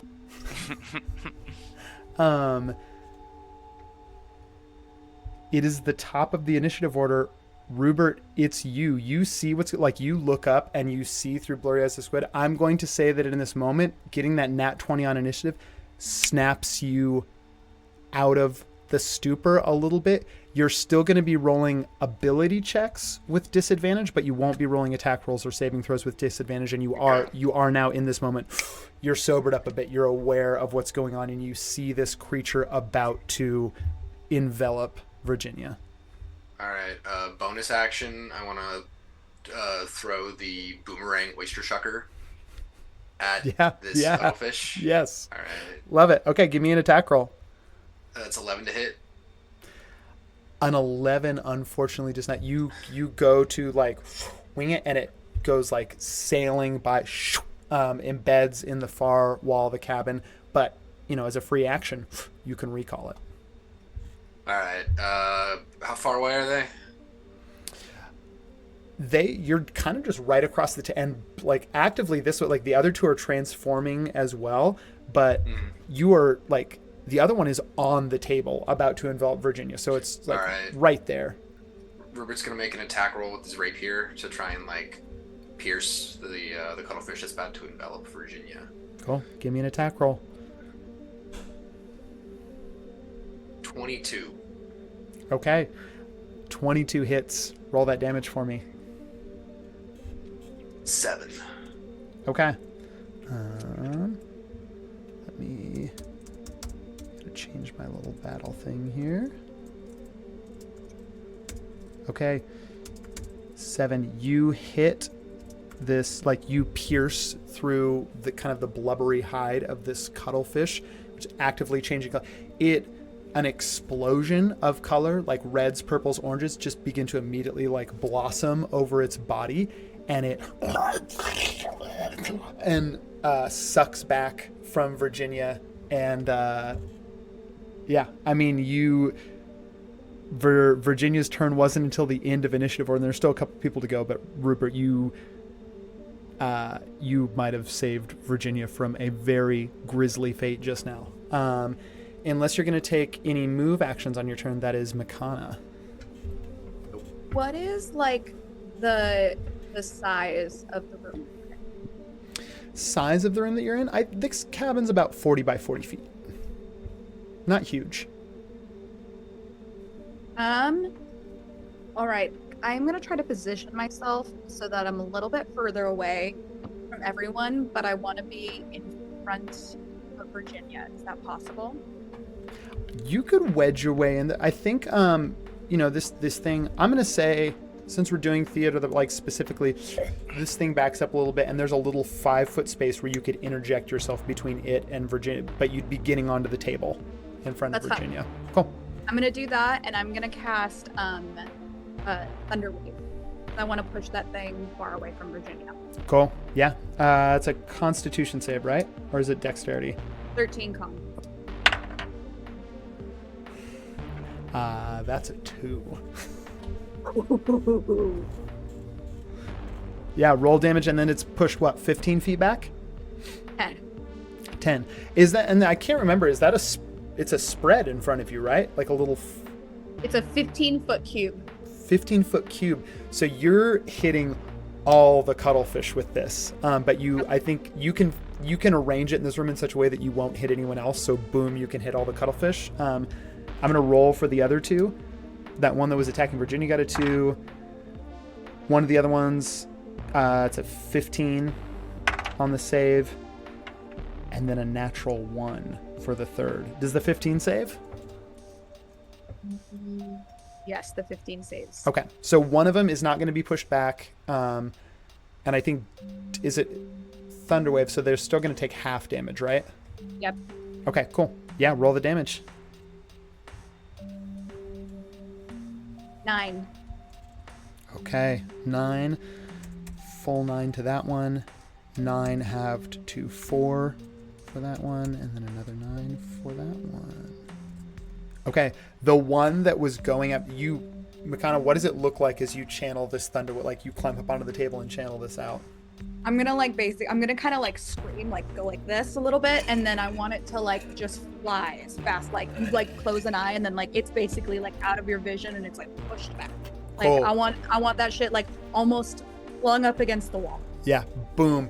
All of them, I mean, it's a 40-foot room. You're in the middle of it. So, like, boom, 10 feet back, like, they're, like, boom, boom. 2 of them are pushed back. The other one you see with its tentacles grabs onto the table and is able to, like, hold on. So it stays there. The one that was going after Virginia looks fucked up. You can see a couple of its tentacles are mangled, and its beak looks a little crooked, like corkscrewed in its mouth as it just against the far wall. Makana, is there anything else you're doing on your turn? No, that's it. Okay. Cuttlefish are up next. Dirk, you are on deck after the Cuttlefish.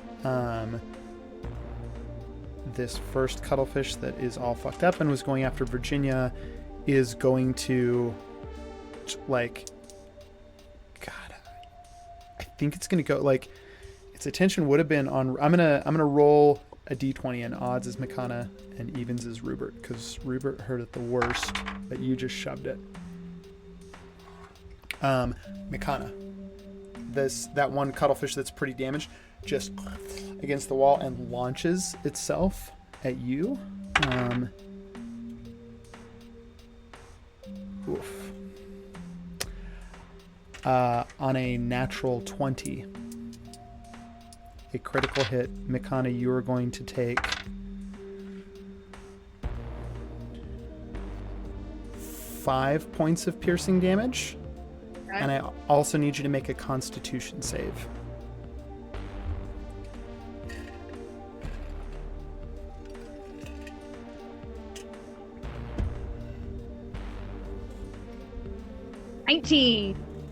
Cool. On a 19, this Cuttlefish, its tentacles spiraling out, launches itself at you. It's about the same. It's a little bit bigger than Virginia, so it is a little bit smaller than you. But as it hits, its beak just pierces like right below your shoulder, kind of like right above where the lung would be. And you feel this deadening toxin begin to creep. Your body fights it off. You're good. There's no fight. So even on a critical, it's only 5 piercing damage. I rolled very low on damage. But this thing is like actively trying to take you down.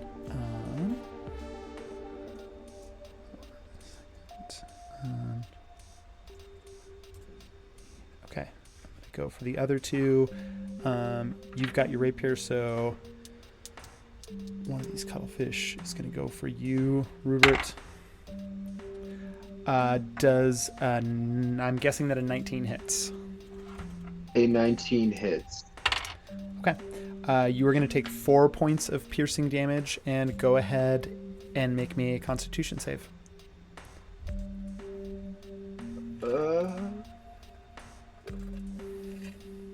13 is my Constitution save. On a 13, Rupert, you feel your body goes cold, and you can already feel it like starting to stiffen. You will be able to roll again at the start of your next turn to try and become, but essentially you're suffering from the stun condition right now, or paralyzed. That is that one's turn. It's the last one. The other one that got hit back is going to, I think this one's actually going to go for But I bet that does not. Virginia, does an 11 hit? No. Okay.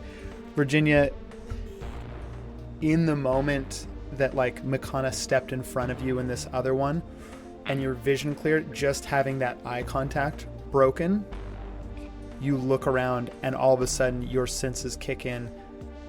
You've only seen cuttlefish one other time in your life, but you watched them decimate like a group of a dozen Hokrab. These are incredibly deadly predators that do not often come down into the sewers either, because usually they're rooted out and forced back up. So these ones must have been lying low, or they've come down very recently. You're in real danger. But this one that goes to like try and wrap you up misses. And Dirk, that is your turn. Cool. I'm gonna look at the one that is attacking Rupert, and I'm going to cast Dissonant Whispers on them. And it's kind of just like a harpy's sound. It's a dissonant melody. Cool. That they can hear. Wisdom like save? I have my or Constitution? Yeah, it's a wisdom of 14. Okay. I have to beat a 14. Okay. They get a +3 to this roll. It's a 12 on the die for 15. Cool. So they take half. Okay. Yeah, roll that for me. And remind me, which one did you say you were attacking?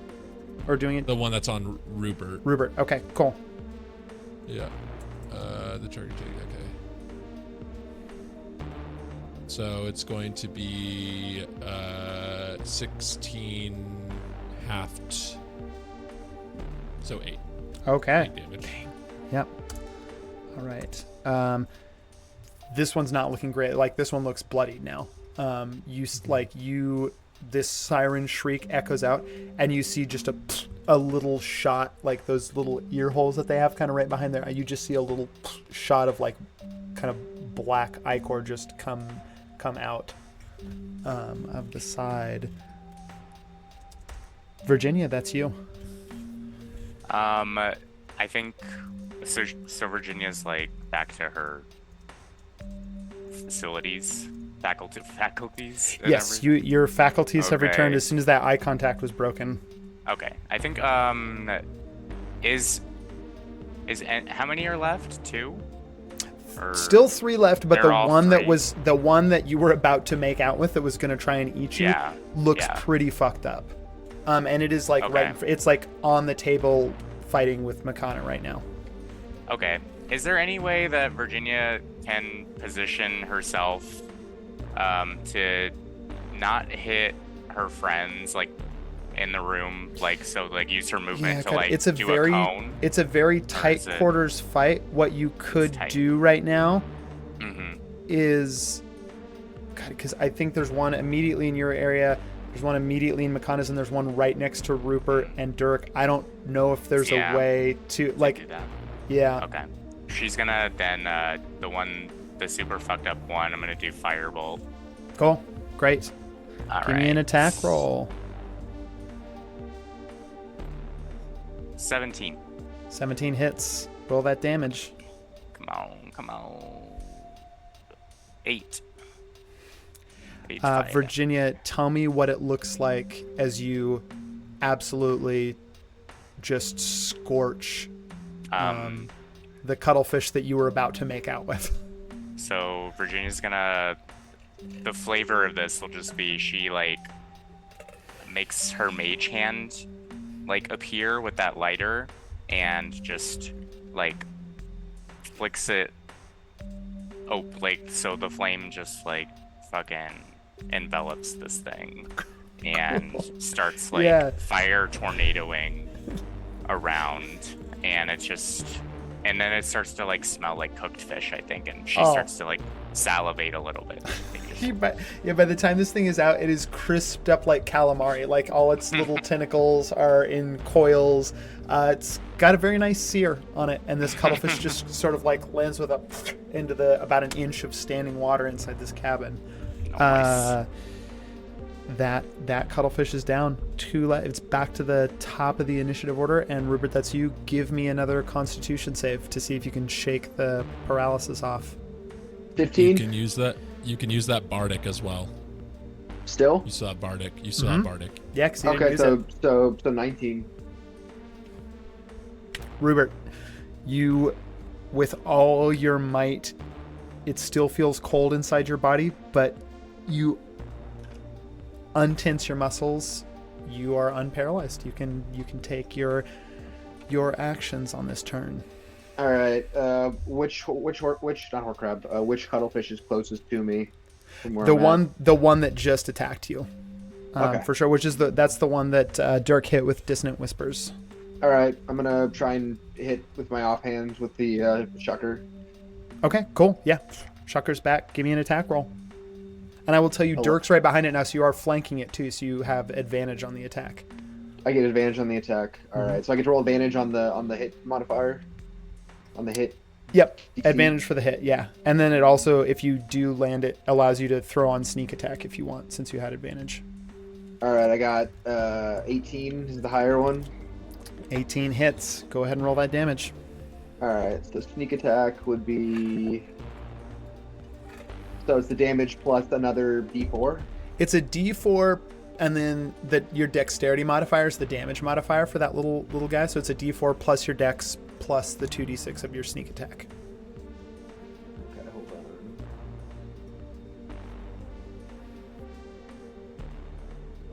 Here we go. 9. But I get advantage with that? Or just... Well, you already hit, so advantage is just for your hit, but for the hit. All right, on 9 hit points, Rupert, tell me how you finish this cuttlefish off as you get it with the oyster shucker. Just fell swoop, just cut it straight in half. Plop. Yeah, you see as the front half of it just kind of splays open, and it just lands with a plop back on the sandy floor of the cabin. All right. Rupert's gonna run towards the last remaining cuttlefish. Yeah, other one's right there. Just like I think that is the one that is on Wait, no, the 5-1 attacked Makana. Virginia got that one. It is actually the one that is like right there next to Virginia that missed. Okay, well, I'm gonna roll for hit. Cool. That's not good. That's better. 14. 14 hits. Okay. So with the rapier, is it sneak attack or just regular attack? Just regular, because you can only throw sneak attack on like once per round. Okay. This is for 8 damage. Okay. This thing also does not let you skewer this cuttlefish. It does not look great as it recoils. Rupert, that's your turn. Makana, it's you. Just this one cuttlefish left.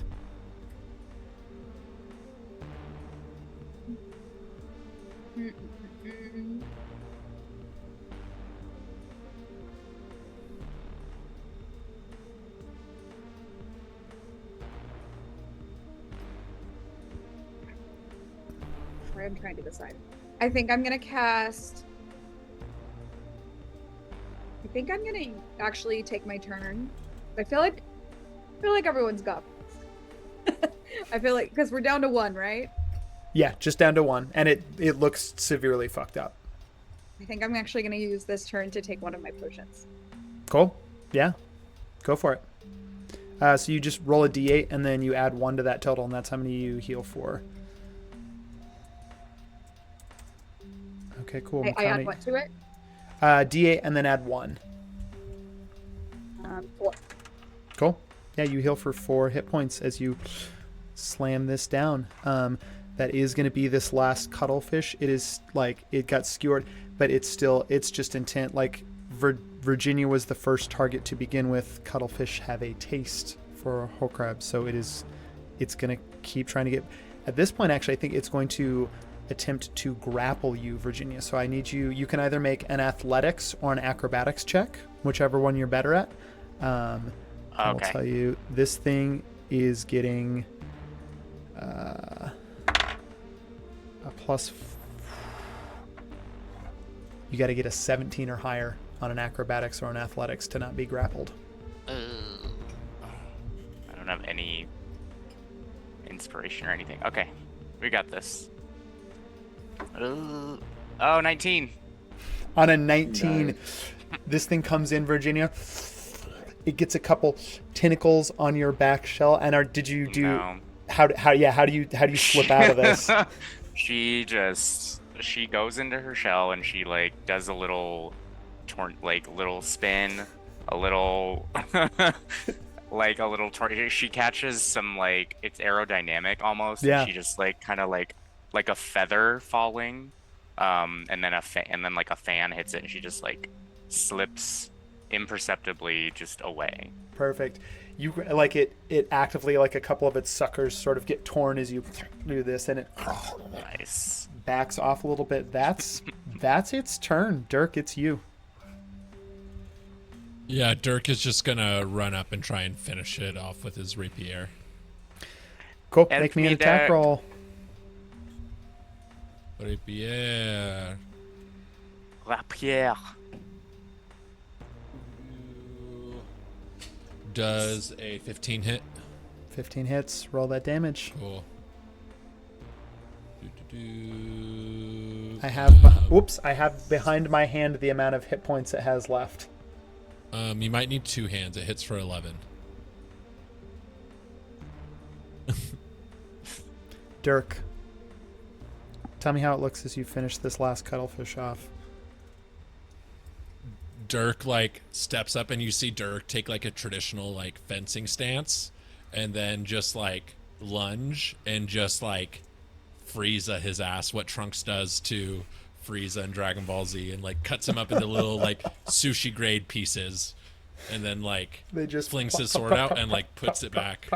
Fall to the table. I mean, damn, that's some good rapier work, Dirk.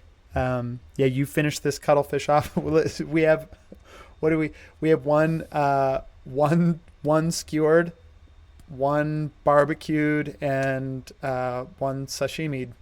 Is that a verb? Sashimied? Can we? Rubert's kind of hungry. Any chance we could like? The burnt one might taste very good. I guess for sure. Make me a nature check first. I have a high nature modifier if it helps. 7. Yeah, you make me a nature check too, Makana. 25. On a 25, like you see Rupert kind of just almost like salivating and they're still getting over like being heavily intoxicated. You see them go to reach for what might be one of the single most toxic foods in Gavere as they go to reach for a little bit of cuttlefish. Hey, stop. That's not a good idea. What about the other ones? They're just, it's not going to taste good and it'll also kill you, so it's not even worth dying for. Yeah, but kind of, you know that you have to remove their toxin before doing it. Like if they die and their little like toxin thing is still in there, it will immediately taint everything in there. Wow. 2 things. First and foremost, where is our himbo rich boy? And B, I think these fish ate those orphans. I'm gonna just put it out there. I'm gonna assume that. Yes, so that is we should possibility. probably look around their court, like their skeleton or something, or like. Virginia, do you want to roll around in their blood while we look for the gold? Would that help you with this unrequited love that ended up being someone trying to eat you alive? I know it might. Is there very much blood though? I don't know. Not a lot of blood actually from these cuttlefish. There's like they say the yeah. best thing to get over someone is to get under roll them. around So in their maybe blood. roll it around in their blood. Maybe I don't know if that counts. It's like over and under you, but Maybe I'll just roll on the corpse. I don't know. maybe that will be fine. Oh my god. So unadvisable. So unadvisable to do this to get over someone. I can't Oh, but stress Mikana, that you enough. said that they are poisonous now to eat, and they probably rolling around on them is not too good an idea. I don't They know. are, but you seem really lucky, and just revenge feels nice. So it's kind of up to you. I On mean, a, it yeah, on a might 25 kill you, Makana, you know there but, wouldn't be a like, danger. Okay, I guess c'est la vie. I don't know. Virginia, you begin to kind of like roll around in the cuttlefish remains. All of you sort of get up to begin the hunt anew for the bag of gold. Imagine, like, well, I don't know, maybe you should search the remains, maybe it's hidden somewhere, and who knows, maybe you'll find the orphan's remains. As you are all getting up from the table to do this in Virginia, you're rolling around. All of you give me a perception check.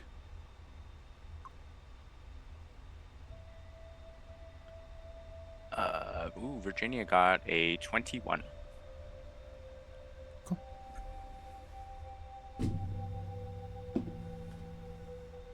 14. 19. 21. On a 21, all of you hear through the water outside, just outside the cabin door now. The door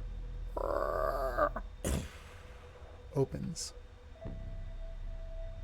A shadow in the doorway. The way the light is, it's hard. Tall shape. Taller than anyone in the party by, at least half a foot. All you can make out is the silhouette. Tossed into the room. Hits the table, spills out. Rupert, your bag of gold. Virginia, on a 21. That smell. You've smelled it before. It's been a long time. You go back in your memory. You're just a young Horkreb hanging outside the beached whale. You're not even old enough to drink yet, but you're out there smoking with friends, trying to look cool. And you still, to this day, remember him. Walking out of the beached whale, a tall figure, almost 7 feet. Smart, kind of like almost nautical, black leather jacket with like fine brass trimming and buttons. The jacket's long, almost like a duster, goes down far past the knees, more kind of like black leather, a vest inside the long duster jacket, fancy little like red kerchief just flipped over. But it was the smell. There was this tobacco smell on. It was this smell that you smelled that you were like, I'm going to learn how to make cigarettes, and I'm going to learn how to do it good because this is amazing. You remember catching eyes with this figure as they walked out of the beached whale. They look over to you. A head, blue, with eyes on either side, glowing this reddish yellow, almost kind of fiery with purple around the irises. And where a beard might be, just long tentacles hanging down as an illithid, or more commonly known Ingaveri, a mind flayer, Mm. steps out of the beached whale, looked down at you, pulled out a pack of hand-rolled cigarettes, tapped one, and handed it down to you, and then walked away. It has been years since you smelled that smell again, and you've always been trying to get there with what you roll.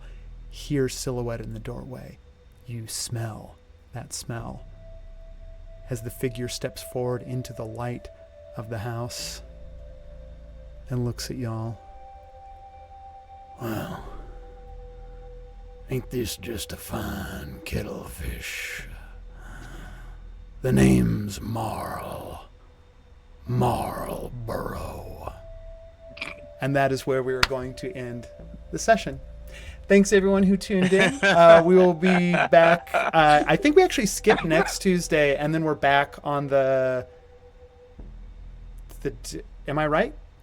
I think we skip the third. Hang on, I think I don't know. I know we're doing something next Tuesday. It might be this. It might be something else. Anyways, thanks everyone for tuning in. We will see you next time on City of Fortunes.